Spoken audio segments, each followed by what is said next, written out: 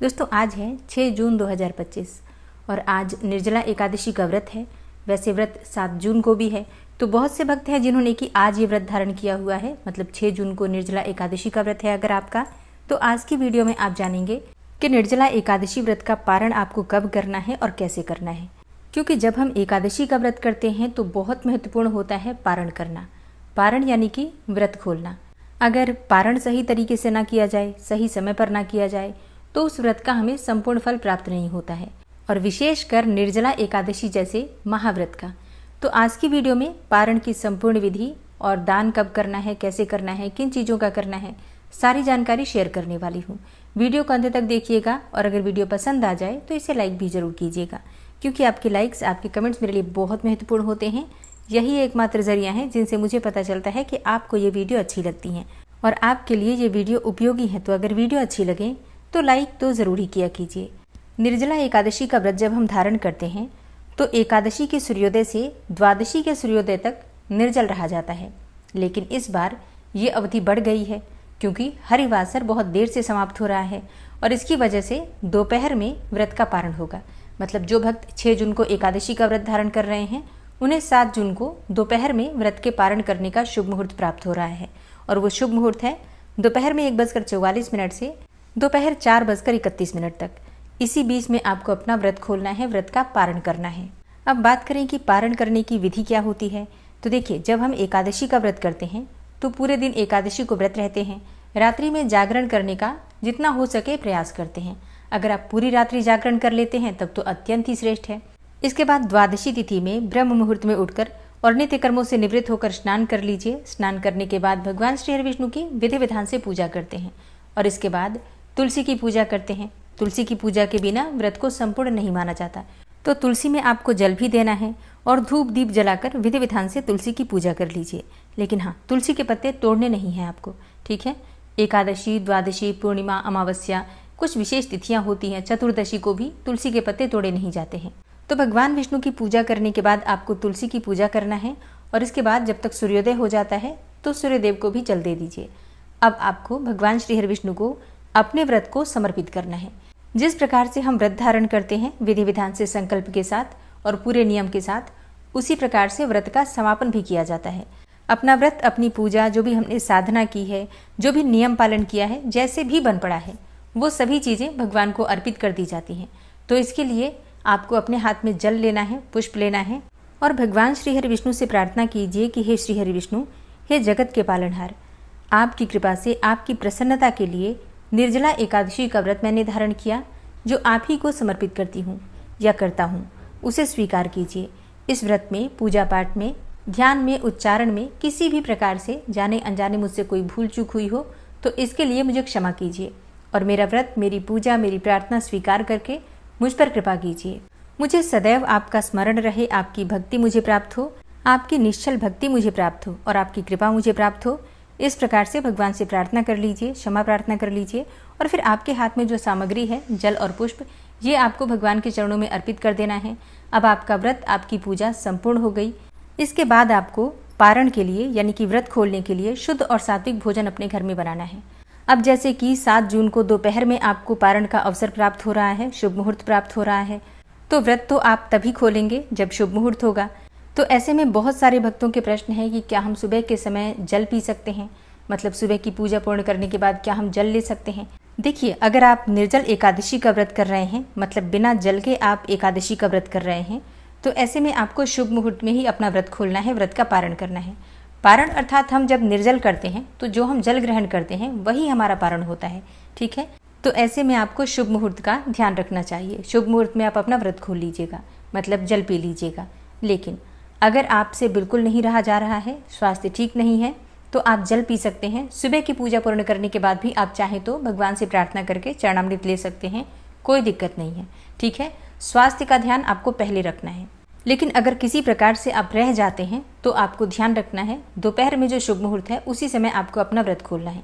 अच्छा, जिन भक्तों ने फलाहार के द्वारा या फिर जलाहार के द्वारा ये व्रत धारण किया है, वो पूजा करने के बाद जलाहार कर सकते हैं, फलाहार कर सकते हैं, लेकिन अन्न का सेवन आपको पारण के शुभ मुहूर्त में ही करना है, ठीक है। और अब बात करें कि पारण कैसे करना है, तो देखिए, पारण का जो शुभ मुहूर्त है उससे पहले आप भोजन तैयार कर लीजिए। शुद्ध और सात्विक भोजन अपने घर की रसोई में बनाना है आपको, और वो भोजन आपको भगवान को भोग स्वरूप में अर्पित करना है। तुलसी का पत्ता उसमें ज़रूर होना चाहिए। भगवान को भोग लगाने के बाद किसी ब्राह्मण को घर बुलाकर भोजन कराना चाहिए। उसके बाद ही हमें अपना व्रत खोलना चाहिए। तो अगर ब्राह्मण उपलब्ध हैं, मतलब मिल जाते हैं, तो ब्राह्मण को भोजन कराकर उन्हें दान दक्षिणा देकर और जल का घड़ा दान देकर उसके बाद आपको अपना व्रत खोलना है, जल ग्रहण करना है।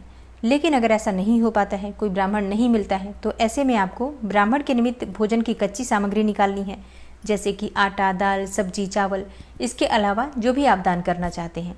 निर्जला एकादशी के दिन किन चीज़ों का दान करना चाहिए, तो देखिए, आज के दिन आपको जल के घड़े का दान अवश्य करना है, मतलब जल भरकर घड़े का दान। अच्छा, मीठा जल दान किया जाता है, तो आप चाहें तो घड़े में शक्कर या फिर चीनी डाल सकते हैं, और या फिर आप चाहें तो घड़े को पहले जल से भर दीजिए और उस घड़े के ऊपर आपको ढक्कन रखना है। मिट्टी का ही ढक्कन आता है, उस ढक्कन को रख दीजिए और फिर उस ढक्कन के ऊपर आपको चीनी रखना है, मतलब सफ़ेद कपड़े में आपको चीनी रखकर उस ढक्कन के ऊपर रखना है। चीनी भी रख सकते हैं, चाहे तो शक्कर भी रख सकते हैं, जैसे कि जो देसी शक्कर आती है या फिर मिश्री हो, और फिर दक्षिणा स्वरूप कुछ पैसे रख दीजिए। और फिर ये घड़ा आपको किसी ब्राह्मण को देना है, और उसके बाद जब ब्राह्मण जल पी लेते हैं तब आपको जल ग्रहण करना है। तो कोशिश तो यही करनी चाहिए कि जल ब्राह्मण को पिला दें, उसके बाद जल ग्रहण करें। अगर निर्जल हम व्रत करते हैं तो पहले ही ब्राह्मण को जल पिला दें तो ज़्यादा श्रेष्ठ होता है, और फिर स्वयं जल ग्रहण करें। तो अगर ऐसा हो जाए तो ठीक है, नहीं हो तो कोई बात नहीं, आप दान कर दीजिए और स्वयं आप शुभ मुहूर्त में अपना व्रत खोल लीजिए। तो जल के घड़े के अलावा आप किन चीज़ों का दान कर सकते हैं? देखिए, पंखे का दान किया जाता है। जैसे कि अभी गर्मी का सीजन है तो इसमें शीतलता प्रदान करने वाली वस्तुएं दान की जाती हैं। तो जैसे कि जो भी सीजनल फ्रूट्स होते हैं, आप ऋतु फलों का दान कर सकते हैं, जैसे कि खरबूज, तरबूज, खीरा, आम या फिर केला। जो भी अभी फल उपलब्ध हैं बाजार में, आप उनमें से फलों का दान अपनी इच्छा के अनुसार, अपनी क्षमता के अनुसार कर सकते हैं। इसके अलावा जूते का दान आप कर सकते हैं, खड़ाऊ का दान जो होता है वो भी आप दान कर सकते हैं। चाहे तो आप छतरी का दान कर सकते हैं, वस्त्रों का दान कर सकते हैं, धन का दान कर सकते हैं। ठीक है, तो अपनी इच्छा के अनुसार, जितनी भी सामर्थ्य हो आपकी, उसके अनुसार आप दान कर सकते हैं। दान अपनी क्षमता के अनुसार, अपनी खुशी से, प्रसन्नता से किया जाता है। तो जो भी आप दान करें, अपनी क्षमता का ध्यान रखते हुए ही दान करें। अब बात करें कि आपको पारण किस प्रकार से करना है। देखिए, सबसे पहले शुभ मुहूर्त में आपको भगवान के सामने बैठकर क्षमा प्रार्थना करने के बाद अपने हाथ में चरणामृत लेना है भगवान का। जैसे कि भगवान का जो अभिषेक किया हुआ जल होता है, उसे ही अपने हाथ में हम लेते हैं चरणामृत, और उसमें तुलसी के पत्ते डालने हैं आपको। दाहिने हाथ की हथेली में रख लीजिए और इसी जल को तुलसी के पत्ते के साथ ग्रहण करते हैं और अपना व्रत खोलते हैं। सबसे पहले चरणामृत, किसी भी एकादशी में सबसे पहले चरणामृत ही होता है जिससे हम व्रत खोलते हैं। इसके बाद आपको जल ग्रहण करना है। तो जल ग्रहण करते समय आपको ध्यान रखना है, बहुत थोड़ा थोड़ा जल पीना है। और एक दूसरी चीज़, मीठा जल पीना है। सबसे पहले खाली जल नहीं पीना चाहिए, मतलब थोड़ी सी चीनी या फिर शक्कर डाल लीजिए, मिश्री डाल लीजिए, और मीठे जल से ही अपना व्रत खोलना चाहिए।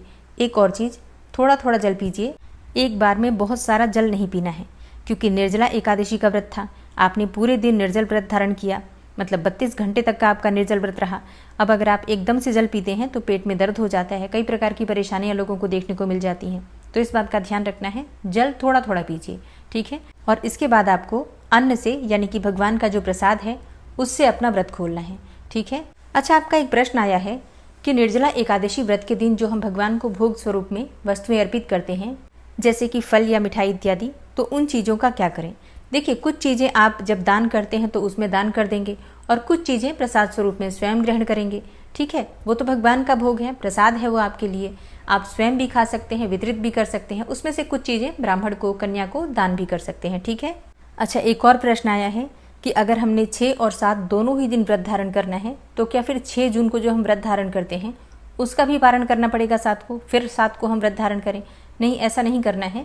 आपको 6 तारीख को और 7 तारीख को दोनों दिन की एकादशी अगर करनी है तो आपका पारण 8 तारीख को ही होगा, 8 जून को ही होगा, ठीक है। इस बीच में आपको कोई पारण नहीं करना है। 6 को आपने फलाहार से किया है और फिर 7 को निर्जला आप धारण करेंगे, या फिर दोनों दिन निर्जला करते हैं, चाहे दोनों दिन फलाहार करते हैं, जो भी आपकी इच्छा हो, जो भी आपकी क्षमता हो। लेकिन फिर अगर आप 2 दिन का व्रत कर रहे हैं तो पारण आप 8 जून को ही करेंगे, ठीक है। अच्छा, अगला आपका प्रश्न है कि दान की विधि क्या होगी। देखिए, जब हम पूजा करते हैं सुबह के समय द्वादशी के दिन, तो भगवान के सामने बैठकर ही दान की जो भी सामग्री हम रखते हैं वहीं पर रखते हैं, भगवान के पास ही। मतलब जहाँ पर हम चौकी लगाते हैं या घर का मंदिर है, जहाँ पर भी आप पूजा कर रहे हैं, वहीं पर सभी दान की सामग्री आप निकाल कर रखिए और फिर जब आप पूजा कर लेते हैं तो दान की सामग्री के चारों तरफ आपको जल का घेरा देना होता है 3 बार। ओम विष्णवे नमः, ओम विष्णवे नमः, ओम विष्णवे नमः। उसके बाद अपने दोनों हाथों से सभी सामग्रियों को स्पर्श कर लीजिए और भगवान से प्रार्थना कीजिए कि हे भगवान श्री विष्णु, आपकी प्रसन्नता के लिए, आपकी कृपा की प्राप्ति के लिए इन सभी सामग्रियों का यथासंभव यथाशक्ति मैं दान कर रही हूँ, इसे स्वीकार कीजिए और कोई भूल चूक हुई हो तो मुझे क्षमा कीजिए।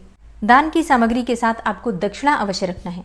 अच्छा, कुछ भक्तों के प्रश्न आते हैं कि क्या हम जितनी सामग्री निकालेंगे उन सब पर दक्षिणा रखना है? नहीं, देखिए, दक्षिणा एक ही स्थान पर रखना है आपको। जैसे कि आपने दान एक ही जगह निकाल कर रखा है, वहीं पर आपको दक्षिणा भी रखना है, ठीक है, जितनी भी आपकी सामर्थ्य हो उसके अनुसार। अच्छा, आपका अगला प्रश्न है कि एकादशी के व्रत में पारण करते समय क्या चावल खाना बहुत ज़रूरी है? नहीं, देखिए, इसके भी नियम क्षेत्र विशेष के आधार पर, स्थान विशेष के आधार पर अलग अलग हैं। कई स्थानों पर पारण में चावल लिया ही नहीं जाता है और कई स्थानों पर चावल खाया भी जाता है। तो आपके यहाँ जैसा भी होता है आप कर सकते हैं। वैसे शास्त्रों में कहा गया है कि एकादशी व्रत के पारण में द्वादशी को अगर हम चावल का सेवन करते हैं तो इससे जो रेंगने वाली योनि होती है, जैसे कि सांप या फिर कोई भी रेंगने वाले जो प्राणी होते हैं, उनमें आपका जन्म नहीं होता है, तो उस योनि से मुक्ति मिल जाती है। इसके लिए ही चावल को एकादशी के दिन वर्जित किया गया है और फिर द्वादशी को जरूर ग्रहण करना चाहिए, ऐसा शास्त्रों में कहा गया है। तो अगर आप चावल बना नहीं पाते हैं, जैसे कि समय कम है, तो 1 दाना चावल लेके और आप अपना व्रत खोल सकते हैं। बाकी की चीज़ें जो भी आप बना रहे हैं उससे खोल सकते हैं व्रत, ठीक है। तो बहुत परेशान होने की आवश्यकता नहीं है। जो भी आपसे बन पड़े शुद्ध और सात्विक भोजन बना लीजिए, भगवान को भोग लगा दीजिए और उसी से अपना व्रत खोल लीजिए, व्रत का पारण कर लीजिए, ठीक है। तो दोस्तों, ये है आज की वीडियो। उम्मीद करती हूँ आपके लिए उपयोगी होगी। वीडियो अच्छी लगी हो तो लाइक ज़रूर कीजिएगा और संभव हो तो वीडियो को शेयर भी कीजिए। चैनल पर पहली बार आए हैं तो सब्सक्राइब करके बेल आइकन को जरूर प्रेस कर लीजिए। इससे ये होगा कि इस चैनल पर जो नई वीडियो अपलोड होंगी उनकी नोटिफिकेशन आपको सही समय पर प्राप्त होगी। मिलती हूँ मैं आपसे अगली वीडियो में, तब तक के लिए जय श्री राधे।